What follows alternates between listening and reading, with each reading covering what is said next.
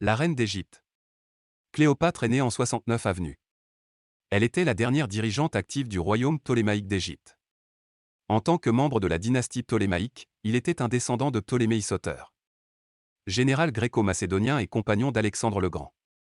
Après sa mort, l'Égypte devient une province de l'Empire romain, marquant la fin de la période hellénistique qui commence avec le règne d'Alexandre. Alors que sa langue maternelle était le grec koiné. Elle fut la première souveraine ptolémaïque à apprendre la langue égyptienne.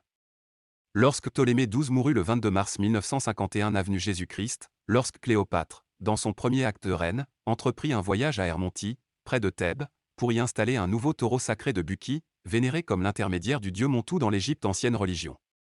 Cléopâtre a fait face à plusieurs problèmes et urgences urgents peu de temps après avoir accédé au trône. Ceux-ci comprenaient la famine causée par la sécheresse et un faible niveau d'inondation annuelle du Nil.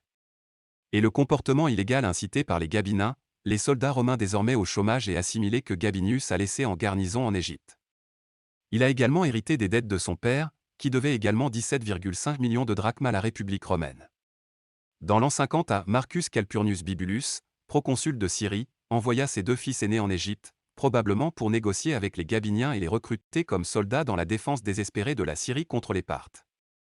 Cependant, les Gabiniens ont torturé et assassiné ces deux-là, peut-être avec le soutien secret d'administrateurs voyous de la cour de Cléopâtre. Sa chute et sa mort ont eu lieu à partir du moment où Antoine et Cléopâtre ont débarqué à Parétion, en Égypte. Les deux hommes se sont séparés, le Romain se rendant à Cyrène pour rassembler plus de troupes et la reine égyptienne naviguant vers le port d'Alexandrie dans une tentative trompeuse de présenter les actions en Grèce comme une victoire.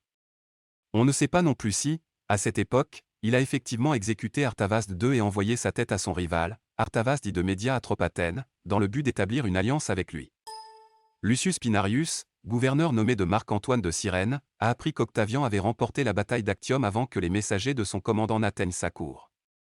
Pinarius fit exécuter ses messagers puis fit défection aux côtés d'Octave, lui remettant les 4 légions sous son commandement qu'Antoine souhaitait obtenir. Après un certain temps. À 39 ans, Cléopâtre, selon la croyance populaire, se suicida en se laissant piquer par un aspic, serpent égyptien. Selon les historiens grecs et romains, Cléopâtre s'est empoisonnée à l'aide d'une pommade toxique ou d'un instrument pointu comme une fourche. Cette vidéo n'est qu'un résumé.